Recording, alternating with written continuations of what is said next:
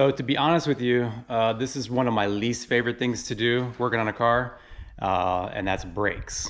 Okay, so we just got some parts in from Team Z. This is the Strange manual brake kit. Okay, it comes with directions and all that, and you know how you're supposed to do it.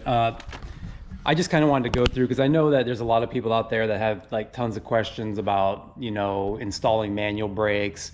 Do you need a proportioning valve? Do you, how do you hook it up? How do you bench bleed it? All that stuff. There's always questions about that stuff. So I'm going to go through that in this video and just give you kind of the way I do it, how I did it on my last car, and everything worked out great.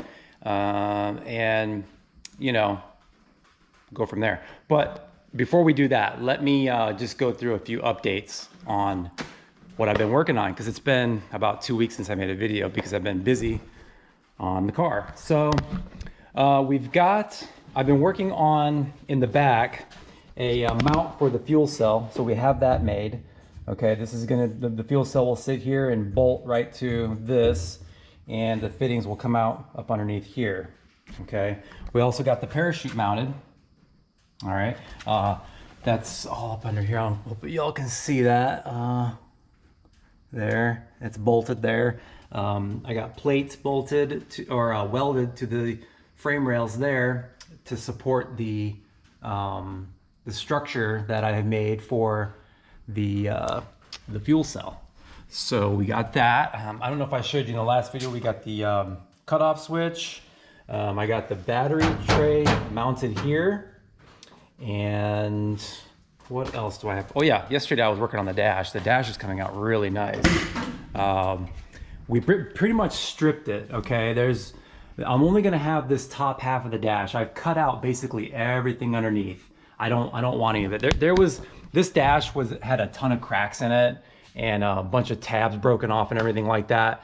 So it wasn't worth like trying to save or anything, like, to make it look like all factory. So I went ahead and went the lightweight route. And on Foxbodies, they have there's like a metal bracket that goes behind the dash that the dash bolts to. Well, I took all that out. Like, it's pretty light. I mean, it probably weighs 5-6 pounds total, the entire dash now. All the vents have taken out, and I put in some lightweight aluminum plates. Just made these and kind of shaped them on something round and got it to fit really nice there.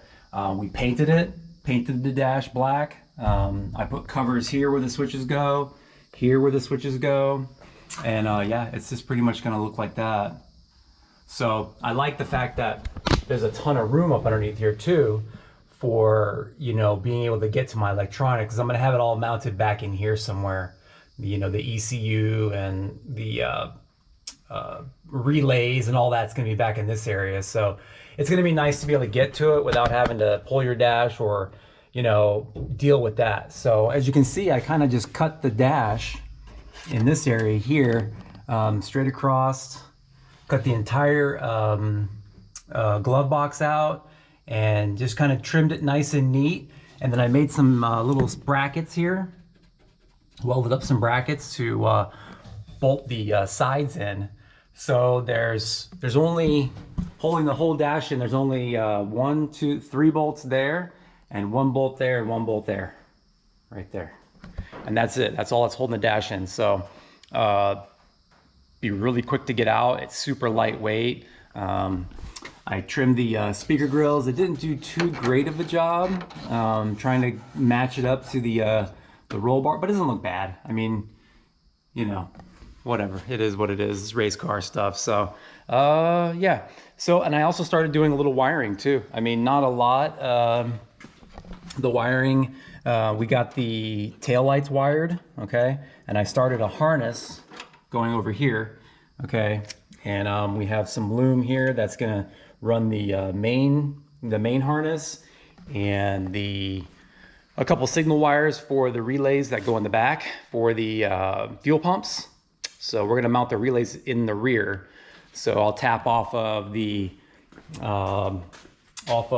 switch here, and just run a pair of relays back here so that I can keep my high current lines short, okay? But anyway, like I was saying, I just wanted to kind of go over just a quick little update on what I've been doing with the car. I'm still waiting on the torque box, obviously.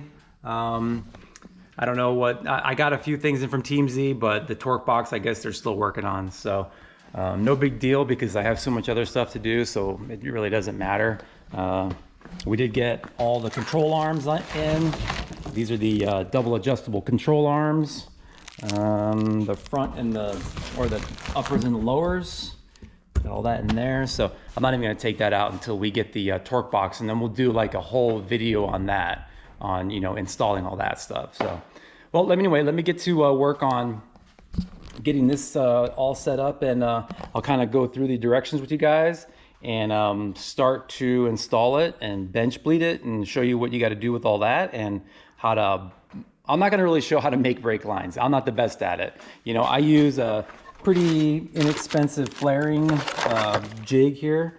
I got from like Napa Auto Parts, and it's kind of hit or miss. I know they sell really nice flaring tools. I don't have one, so I just use this. And if you just take your time and like get a nice square end and kind of clean it up really good, deburr it, you can make decent flares with this. So, but anyway, let me get this set up and then I'll come back and we'll start going through it. Okay guys, hopefully this is the right way. The first thing we're gonna do is we're gonna drill the pedal. Okay, so you have to pull the pedal out of the car, and you're gonna move the pivot point up closer to the, you're gonna move the push bar. Okay, the push bar is normally here. You're gonna move it up towards the pivot point. Okay, so it says 2 inches from the original pivot point, which would be, so this is the brake pedal here.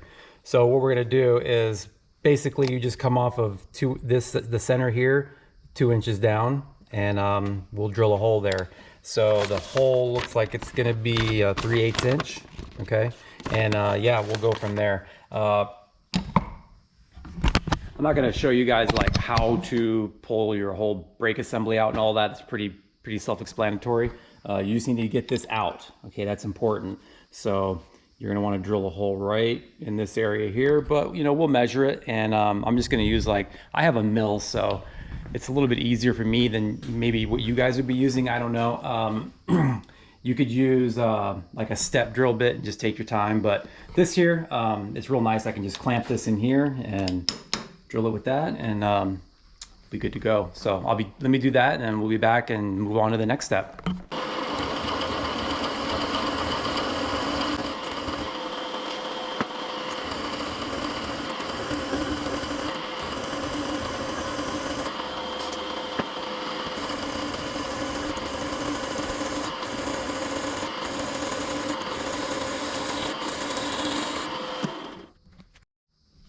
Okay, so we got the hole drilled in the brake pedal. That's pretty much, the reason they do that is to give you more leverage. So you get more leverage on the brake if you move the pivot point up, or you move this towards the pivot point rather. It just gives you a lot more leverage on the pedal assembly itself because you're manual brakes now. So, so the next thing we're gonna do is, before we go any further, we have to notch the firewall, okay? So I don't know if you can see this here, but they want you to put a little notch right here, okay, in this area here. And I'm guessing that's because it's probably everything's offset a little bit to make up for that being up higher, okay? So they're pretty much with the strange bracket, I'm sure that this kind of probably, where that is, offsets it up a little bit to make up for that. So let's go ahead and notch that a little bit. Actually, let me go ahead and assemble it first, and let's see how much I need to notch it. I don't know I don't want to take too much, so let me go ahead and start assembling it, and then we'll kind of set it in there and see what it looks like. So yeah, this is really nice billet aluminum. It's really nice. I mean, it's anodized. It's machined really well, deburred really nice. It just looks good too. So this goes here, okay? And I'll throw a couple screws in that, and there's a boot also. This is this boot here. That's gonna be, I believe that's what kind of interferes. So it, you know, it's gotta go up here a little bit higher. So let me get that put on there, and then we'll mock it up and try it. Okay, so you can kind of see here, if you line the holes up with the plate, there and there, you can see up in there that there's a lip, okay? You can see where it kind of interferes, so that is where, you can see that, yeah, up in there.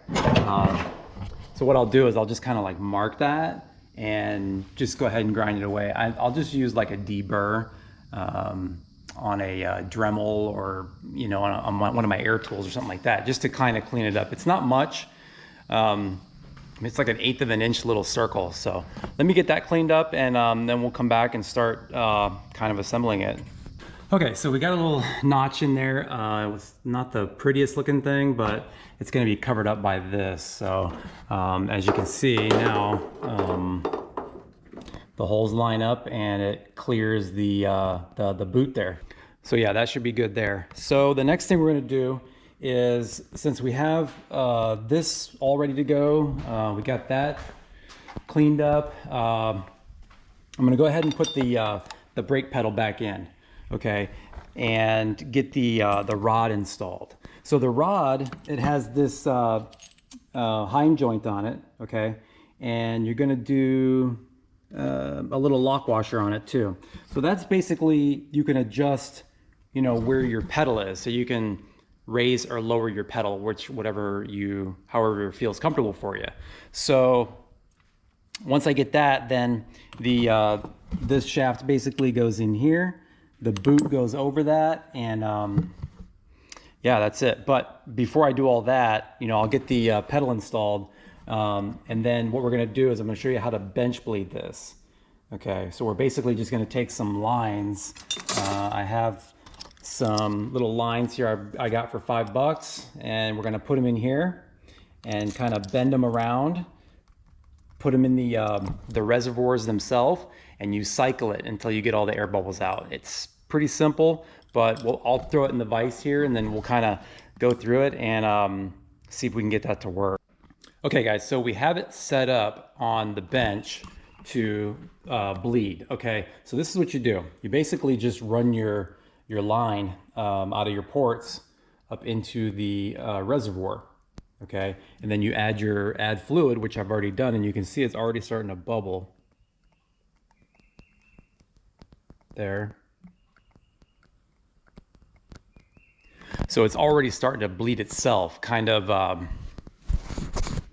just pushing the air out of that line. So once it stops bubbling, then we'll start cycling the push rod. You know, you push it in real slow. You don't want to go too fast, because it will it'll spit it up in the air. So just go slow, and you just keep doing it until the bubbles are gone.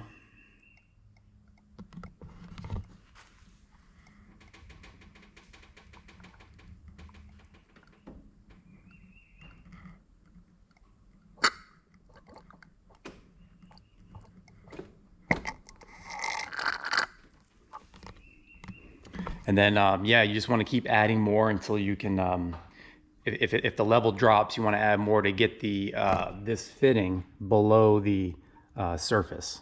So I'm going to keep doing that. And once we get it bled, then we'll start the installation process. So, okay, so we got it bled, and went ahead and installed it onto the firewall. As you can see, this port here, which would be the, I believe you use that for the rear brakes. The further port away has less volume than the closer one. So the closer one you use for your front brakes, and this one you would use for your rear.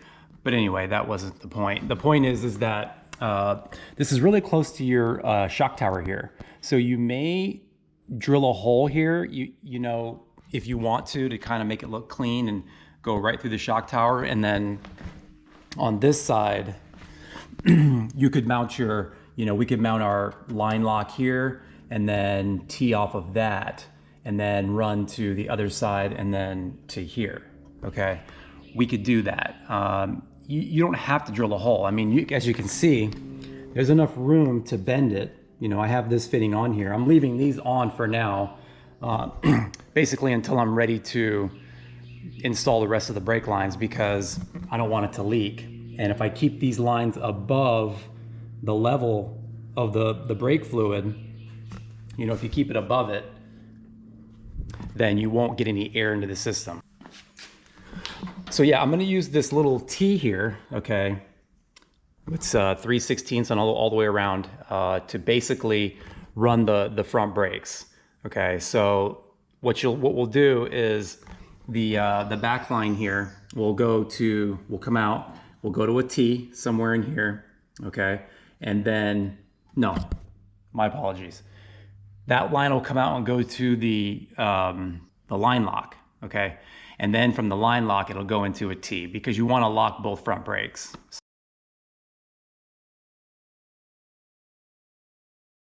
So into the line lock, out of the line lock, into the T, okay?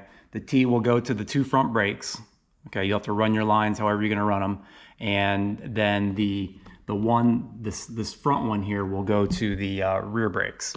And that's pretty much it. I keep it simple. This is how I did my other car, and I had no issues whatsoever. I didn't use a proportioning valve or anything like that to, try to bias the brakes or anything like that. I mean, if you're, I don't know, when you're drag racing, you don't really want to get on the brakes too heavy when you let off the gas. You just basically roll into the brakes nice and smoothly. I mean, I guess there would be a chance that if you stomp the brakes, you could lock the rears up, because I believe when you do a proportioning valve, you kind of take away some of the fluid from the rear, because you want more front brake bias. That's where your bigger brakes are. If you look at the calipers are twice the size in the front than they are the rear. So, but anyway, that's pretty much it. I got the pedal back installed. So all I got to do is, it's going to be a little tricky. Got to get up in here and put that bolt in right here, and kind of, hopefully I have the pedal adjusted where I want it. If not, I'll have to loosen that nut up and thread it in a little bit. I kind of guessed. I just put it in the middle, but it looks like it's going to be right in this area here, which looks a little high, but maybe not. I'll have to get in the car and feel it and see if that's where I want it or not. But yeah, I mean, this is pretty simple. It's nice to not be able to not have to hook up the brake booster and worry about another boost leak, from the vacuum line right there, because we had that issue before. So that's it, guys. I just wanted to show you guys how to brake, bench bleed your brake master cylinder, and just give you a little update on the car. I've been working really hard on it and not filming much, because it's just, I get more done when I'm not holding the camera and putting a camera in place. I just get more done. So but we're getting a lot of parts in, so we're pretty close to just taking the white car apart and start transferring everything over. So, and like I said, we're just waiting for one more thing from Team Z. We're waiting for the upper torque box. We have everything else, and we have pretty much everything we need to make it drivable. So anyway, guys, that's gonna do it for this video. Hope you enjoyed it. Hope you learned something, and that's it. Check you all next time.